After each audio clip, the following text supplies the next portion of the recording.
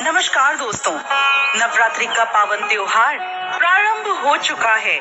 दोस्तों, नवरात्रों का ये पावन त्योहार 9 दिनों तक मनाया जाता है। इन 9 दिनों में माँ दुर्गा के 9 अलग अलग स्वरूपों की पूजा की जाती है।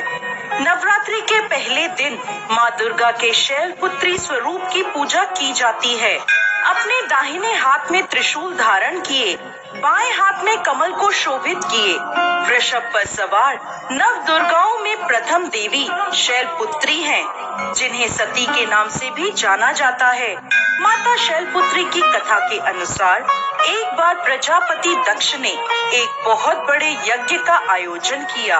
इस यज्ञ में उन्होंने सभी देवताओं को अपना अपना योग्य भाग प्राप्त करने के लिए आमंत्रित किया, परंतु उन्होंने भोलेनाथ को निमंत्रण नहीं भेजा। जब माता सती को यह ज्ञात हुआ कि उनके पिता एक अत्यंत विशाल यज्ञ का अनुष्ठान कर रहे हैं, तब उनका मन वहां जाने के लिए बेचैन हुआ। उन्होंने भोलेनाथ को अपने मन की सारी व्यथा बताई। भोलेनाथ बोले, देवी, प्रजापति दक्ष शायद हमसे किसी बात पर रुष्ट हैं, इसलिए उन्होंने सभी देवताओं को अपना अपना यज्ञ भार समर्पित किया है, परंतु उन्होंने हमें नहीं बुलाया, ना ही हमें कोई सूचना भेजी, इसलिए आपका वहां जाना उचित नहीं होगा। भोलेनाथ की यह बात सुनकर माता सती का मन शांत नहीं हुआ।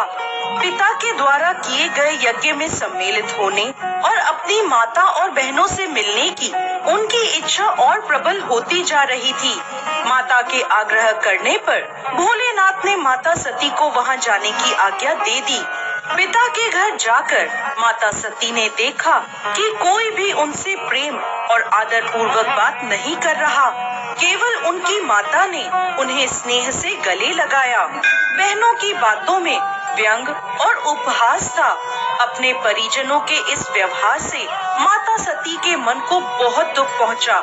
ये सब देखकर उनका हृदय शोक, ग्लानि और क्रोध से संतप्त हो उठा। वह सोचने लगी, भोलेनाथ की बात ना मानकर यहाँ आकर मैंने बहुत बड़ी गलती करी है। वह अपने पति के इस अपमान को सहन ना कर सकी और उन्होंने अपने उस स्वरूप को वहीं योगाग्नि से जलाकर भस्म कर दिया। इस दुखद घटना को सुनकर भोलेनाथ ने क्रोध में आकर अपने गणों को भेजकर दक्ष के उस यज्ञ का पूर्णतः विध्वंस करवा दिया। सती ने योगाग्नि द्वारा अपने शरीर को भस्म कर अगले जन्म में शैलराज हिमालय की पुत्री के रूप में जन्म लिया। माता शैलपुत्री का जन्म शिला यानी पर्वत से हुआ है, इसलिए इनकी पूजा अर्चना करने से जीवन में स्थिरता आती है। इनकी पूजा अर्चना से वैवाहिक जीवन सुखद हो जाता है और घर में सुख समृद्धि आती है।